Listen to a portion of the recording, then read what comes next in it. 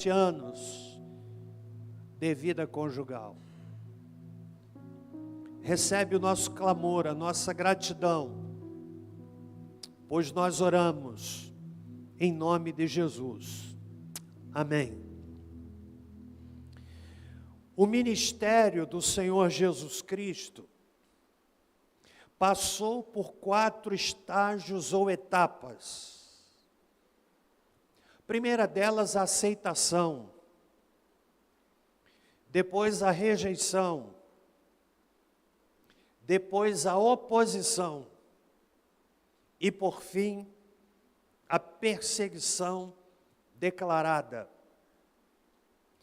Nesse momento, nós estamos nessa última etapa do ministério de Jesus. Ou seja, se avolumava o momento da perseguição. No capítulo 5, verso 18, nós temos uma ideia disto. Os judeus procuravam matá-lo. Está aí no texto. E há 3 afirmações nesses dois versículos que servirão de base para a nossa reflexão nessa noite. Primeira delas, o Senhor Jesus Cristo, de forma objetiva, simples, direta, Ele nos diz: examinai as Escrituras. Examinai as Escrituras. Porque cuidais ter nelas a vida eterna, e são elas que de mim testificam. A palavra traduzida por examinar indica um exame criterioso das Escrituras, detalhado, solene, sério, para que se encontre nas Escrituras a vida eterna revelada na pessoa de Jesus. A Bíblia, como nós a temos hoje, é um compêndio com 66 livros, divididos entre Antigo e Novo Testamento, 39 livros no Antigo Testamento, 27 livros no Novo Testamento, divididos em grupos, livros de história,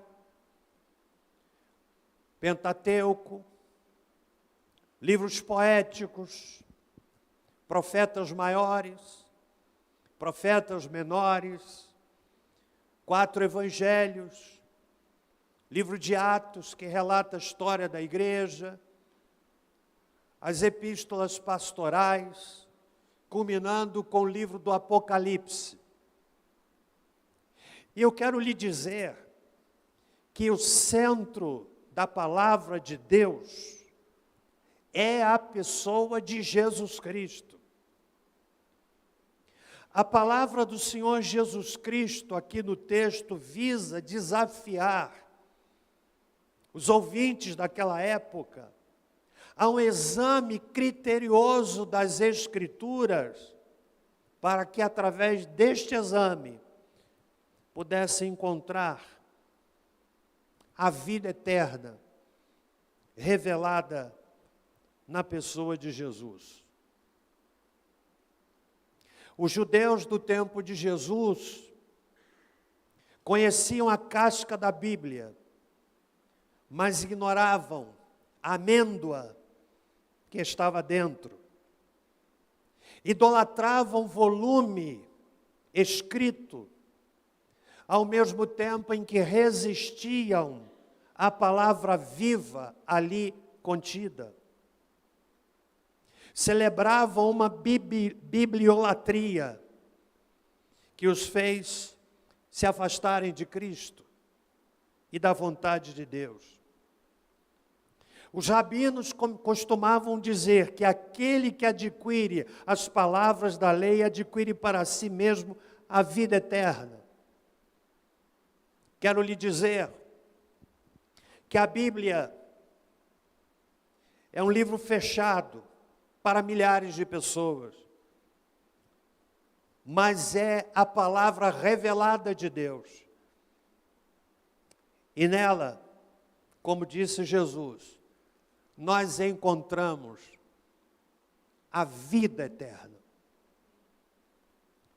Quero lhe dizer nessa noite de culto, que a palavra que o Senhor Jesus Cristo deu há quase 2000 anos, ela é pertinente e eficaz hoje. O maior anseio do coração humano é relacionado à eternidade. Onde haverei de passar a eternidade?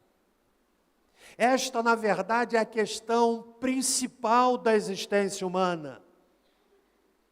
Isto porque nós estamos nessa dimensão de vida chamada temporal. Como tenho dito, tem início, tem meio, porque tem fim. Mas há uma vida chamada eterna, para a qual todos nós precisamos nos preparar.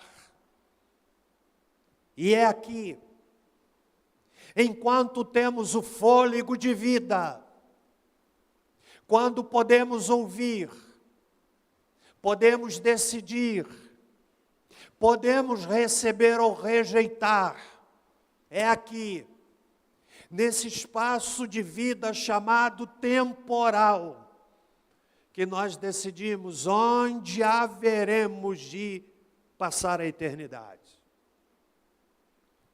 Por isso, o Senhor Jesus Cristo, no texto em questão, nos deixa esta exortação: examinais as Escrituras, examinais as Escrituras, porque elas testificam de mim, testificam de mim.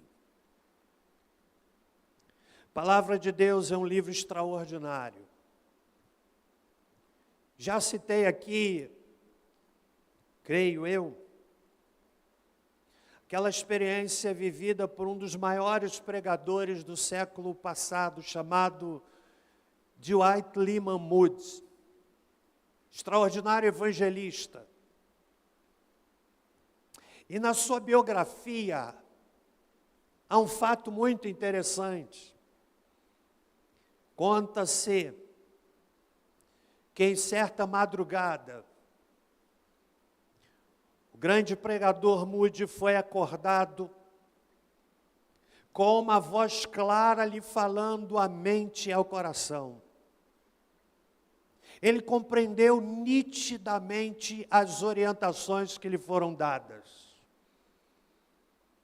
De pegar a sua Bíblia, o seu inário, ir à praça e pregar a palavra de Deus, e cantar, e orar.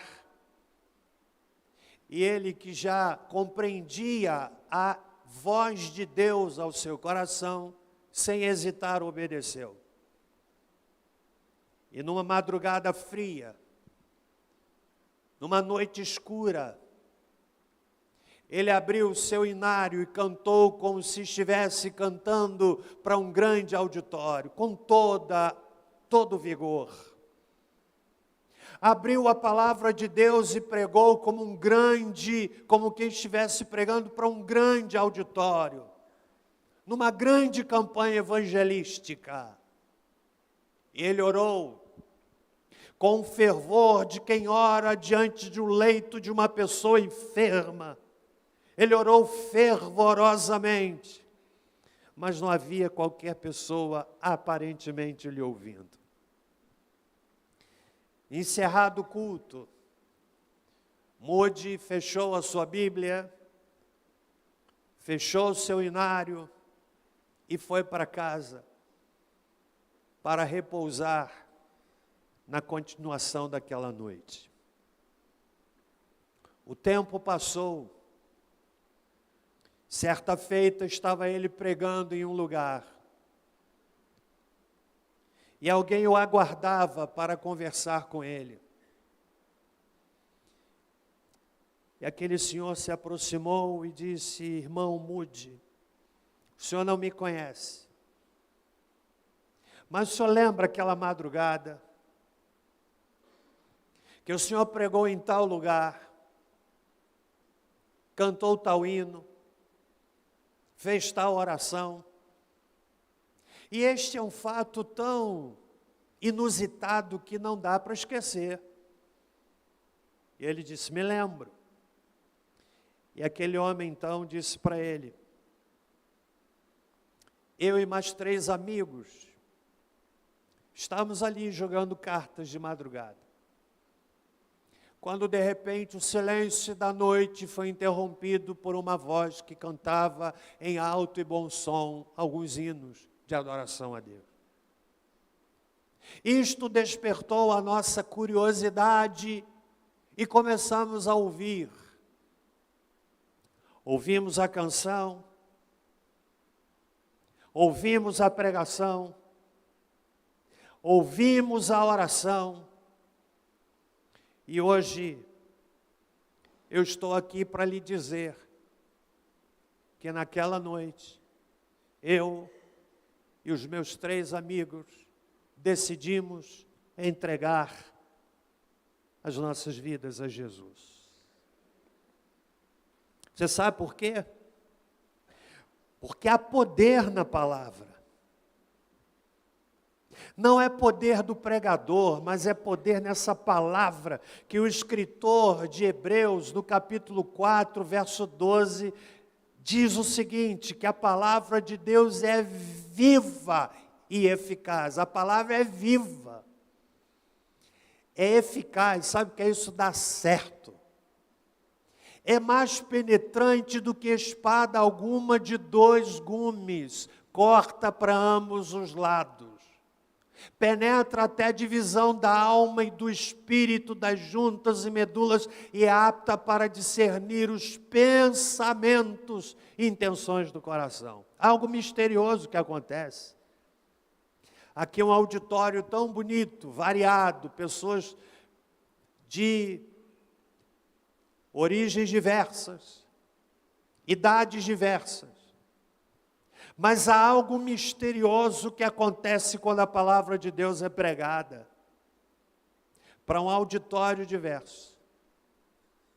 Não é raro, ou mais do que isto, é comum o indivíduo ouvir a palavra de Deus e ter aquela impressão: alguém contou a minha vida para o pregador.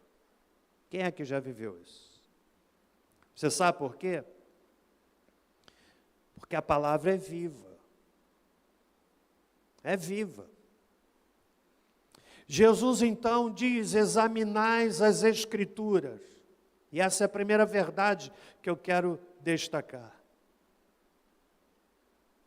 Segundo lugar, o texto diz: são elas mesmas que testificam de mim. Versículo 39. Jesus é a figura principal da Bíblia. De Gênesis ao Apocalipse, encontramos Jesus retratado.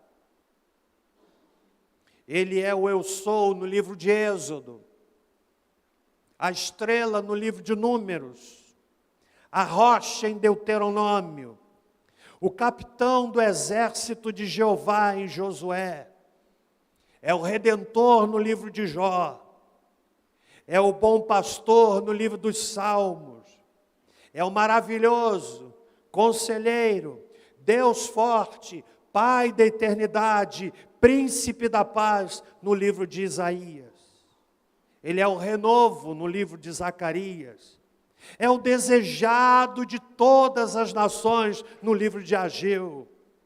E pulando para o Apocalipse, ele é o alfa, o ômega, o princípio e o fim.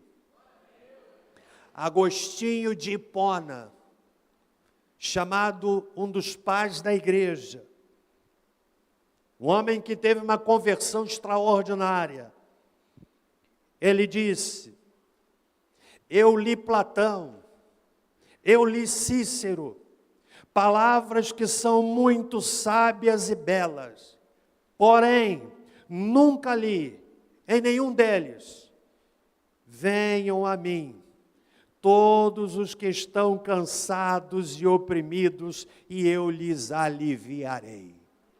Você sabe quem disse isso? Jesus Cristo. Nenhum pensador,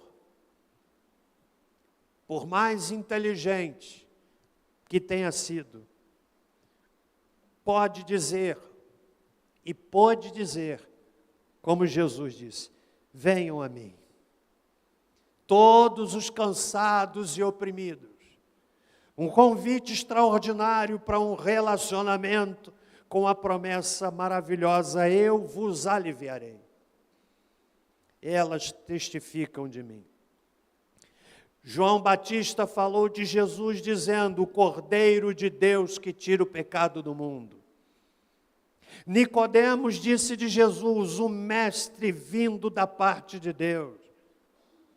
O centurião romano, ao pé da cruz onde Jesus estava sendo crucificado, declarou de forma maravilhosa: verdadeiramente este era o Filho de Deus.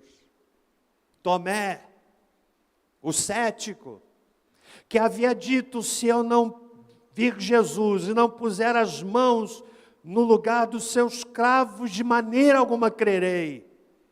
E quando Jesus se apresenta ressurreto, tendo trazido a morte para debaixo dos seus pés, Jesus olha para Tomé e disse para ele: põe aqui, Tomé, a sua mão, não seja incrédulo, mas seja crente.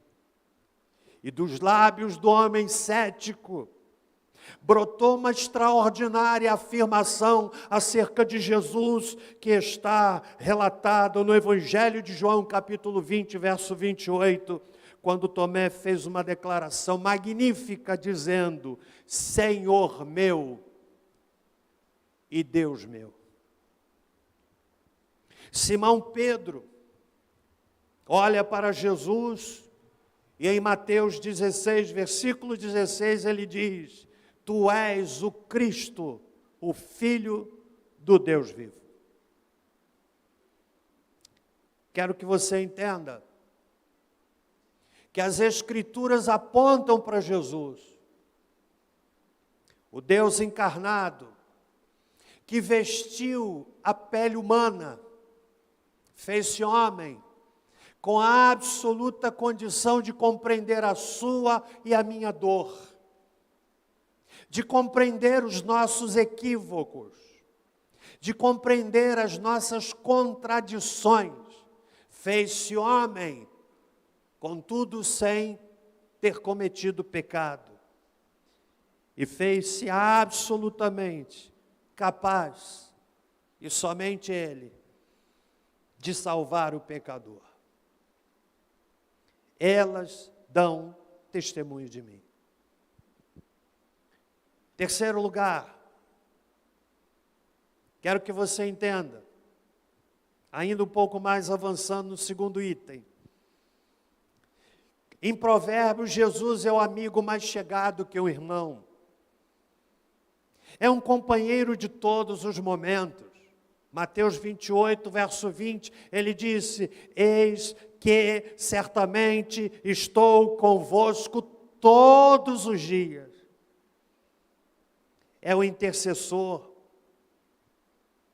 o Cristo que morreu, ou antes que ressuscitou dentre os mortos, o qual está à direita de Deus e também intercede por nós. Romanos 8, versículo 34. Em Efésios 2,14, Jesus é a nossa paz. Examinais as Escrituras,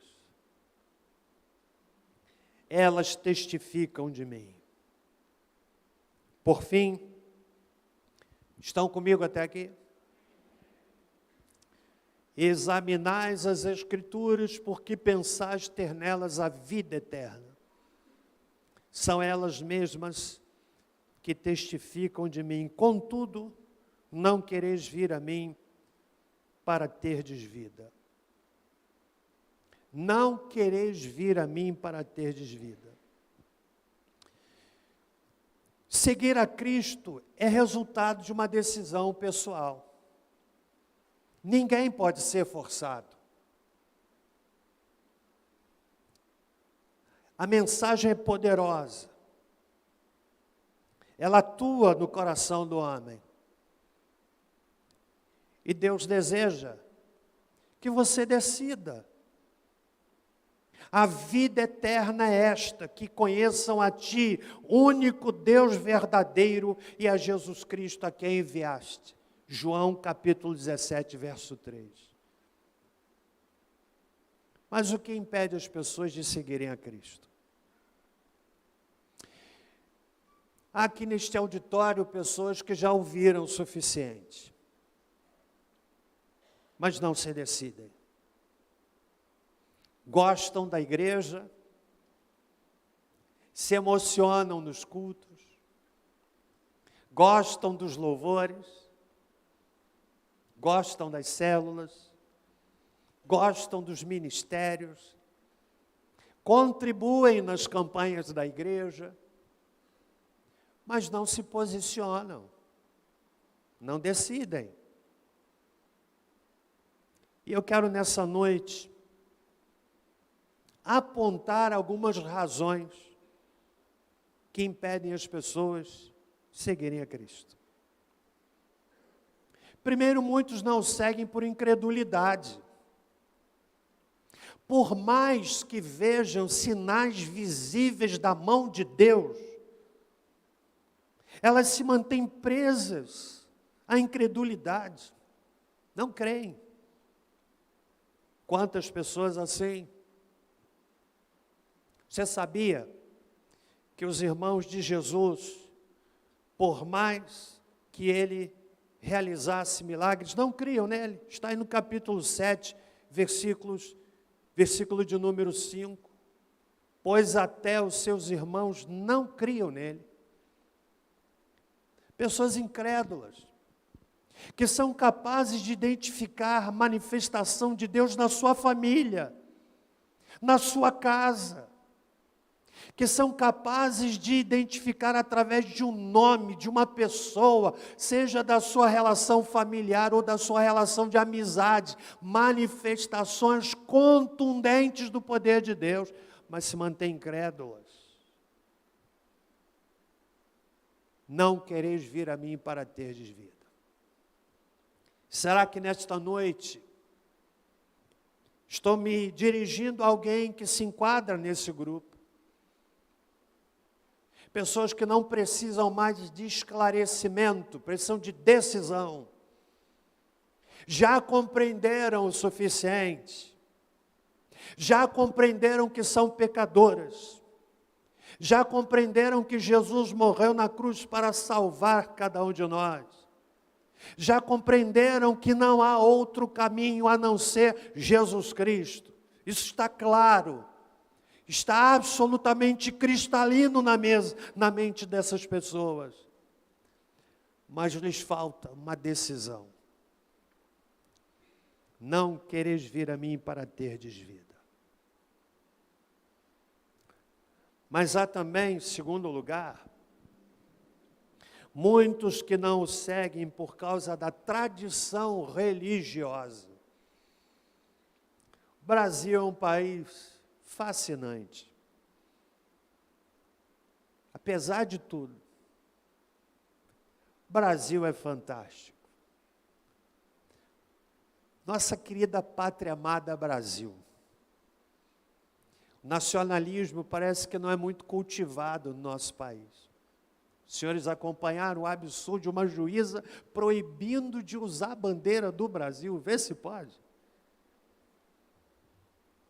Ainda bem que essa proibição foi derrubada. O Brasil é um país maravilhoso. Não tem tsunami. Já pensou? Não tem terremoto.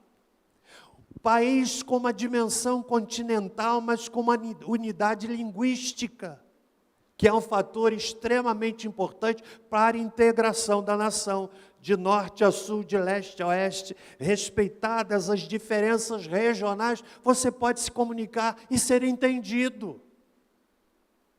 Percebeu isso? Um país que é um caldeirão de mistura racial, de pessoas negras, brancas, morenas, pessoas loiras, pessoas com cabelo negro, gente alta, baixa. Na Ásia, você descobre nitidamente o perfil físico do asiático, mas no Brasil é tudo misturado. É junto e misturado. Que país maravilhoso! Um país que tem, ao meu ver, a melhor comida do mundo. Nada se compara ao arroz e feijão do Brasil. Você vai aos Estados Unidos e os americanos que me perdoem. Você vê aquele churrasco maravilhoso, cheiro de churrasco. Mas quando você come, é um churrasco de boi diabético, porque é adocicado. Me perdoa, Eliane. Aliás, que bom lhe ver aqui, Eliane. Aquela costela linda que vai para a brasa. Aí você come churrasco adocicado. Eu me lembro, ano de 1990 e alguma coisa. Tive o privilégio de participar do congresso do Instituto Hagai, lá em Maui, uma ilha do Pacífico. Muitas nações representadas. Congresso extraordinário. Estávamos ali um grupo de 9 brasileiros. E durante aquele mês, alguns dias, a refeição era feita para homenagear uma nação. E um dos dias fizeram arroz e feijão. E claro, saudade do feijão do Brasil. E nós olhamos aquele feijão, que tinha cara de feijão, que tinha jeito de feijão, tinha consistência de feijão. Mas quando eu comia aquele feijão, feijão diabético. Comida do Brasil é fascinante. O Brasil é um país extremamente religioso. Mas é um país de pessoas presas à tradição religiosa. Jesus disse em João capítulo 12, porque a questão da tradição religiosa era um jugo para as pessoas do seu tempo. E em João 12, 42 e versículo 43, diz a palavra: contudo, muitos dentre as próprias autoridades creram nele, mas não o confessavam por causa dos fariseus, para não serem expulsos da sinagoga, porque amaram mais a glória dos homens do que a glória de Deus. Há pessoas que são escravas da tradição religiosa, que dizem assim: eu já tenho a minha tradição religiosa. Meu avô era, meu pai era, e eu também tenho que ser. E isso impede muitas pessoas de irem a Cristo. Muitos não vão a Ele por causa do medo da opinião dos outros. Medo do que os outros vão dizer. Medo do que os outros vão pensar. E eu quero que você entenda que a nossa vida não pode ser dirigida pela opinião dos outros. Os outros não vão dar conta das nossas vidas diante de Deus. Você vai prestar contas diante de Deus da sua vida. Cada um dará conta de si mesmo diante de Deus. Ah, mas o que é que vão pensar? Eu já vi aqui em Barra do Piraí pessoas que se enquadram dentro dessa situação. Sobretudo pessoas com condição econômica e que têm um certo prestígio social. Como uma pessoa que há muitos anos atrás, para quem expus a palavra de Deus na simplicidade do Evangelho, e então eu perguntei, mas você quer entregar a sua vida a Cristo? Você entendeu? Entendi tudo, pastor, que você falou. Você quer entregar a vida a Cristo? E tristemente ouvi daquele indivíduo que me disse assim, pastor, eu compreendi tudo, mas o senhor sabe como é que era. Eu sou conhecido na cidade. O que é que as pessoas vão dizer? O que é que vão pensar? Anos depois, aquele cidadão partiu para a eternidade. Não foi a Cristo, por causa da opinião dos outros. Mas aqueles que não seguem a Cristo, porque estão vivendo um dilema entre a sedução do mundo e as coisas de Deus. Pessoas que sabem, como lhes disse, já compreenderam, mas ficam num dilema, numa encruzilhada entre as coisas do mundo e as coisas de Deus. Querem seguir, mas amam as coisas do mundo e precisam entender que Deus não divide o seu amor. Ou é tudo ou é nada. E por conta disto, muitas pessoas se veem presas a valores temporais, que não encontram espaço, não deixam espaço para Cristo na vida dessas pessoas. Por isso não seguem a Cristo. Uma ocasião eu ouvi, tristemente, de uma pessoa que era minha ovelha, não sei por onde anda hoje. Pensa o pastor ouvir da ovelha o seguinte, pastor, eu vou me afastar da igreja. Eu perguntei, mas por que você vai fazer isso? Ah, porque eu quero ir para o mundo, pastor. Porque eu quero experimentar lá fora. Eu quero saber como é que é o mundo. O que a gente fala para uma pessoa dessa? Sabe o que eu falei? Minha filha, que Deus tenha misericórdia de você e lhe dê a oportunidade de voltar. Amam mais o mundo do que a Deus. Eu estou crendo que nesta noite Deus trouxe pessoas aqui neste auditório que talvez se enquadrem em um desses itens que já lhes falei. Estão entre as coisas de Deus e as coisas que não são de Deus. Não quereis vir a mim para terdes vida. Por fim, há pessoas que não se decidem por Cristo, porque acham que não tem solução para elas. Pensam que são tão pecadoras, já erraram tanto, já decepcionaram tanto pessoas, estão tão desacreditadas de si mesmas, e por isso entendem que para elas não tem mais chance. Mas eu quero lhes dizer que para um grande pecador, há um grande Salvador, e o seu nome é Jesus.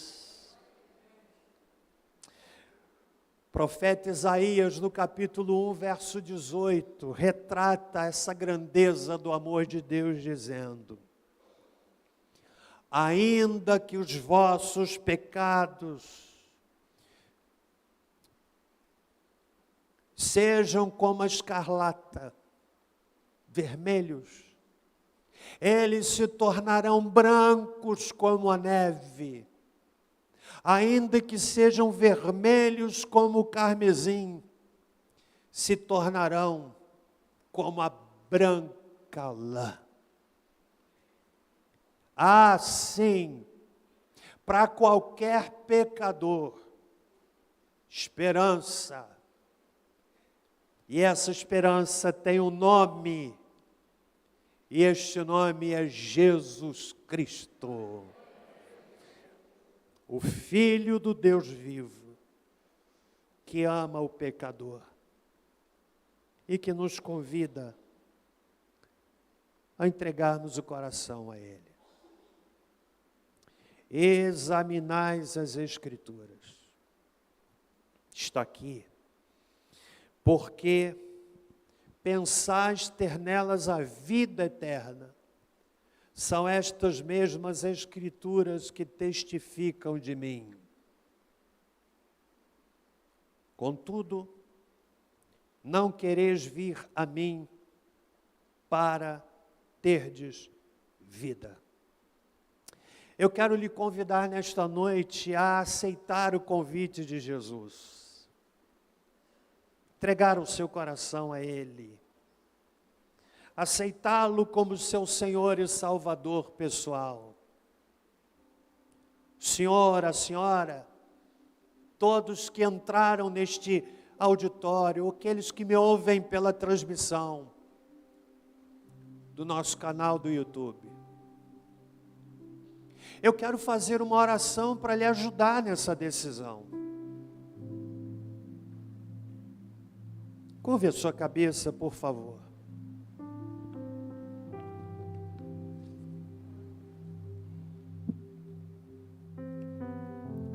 Diga comigo: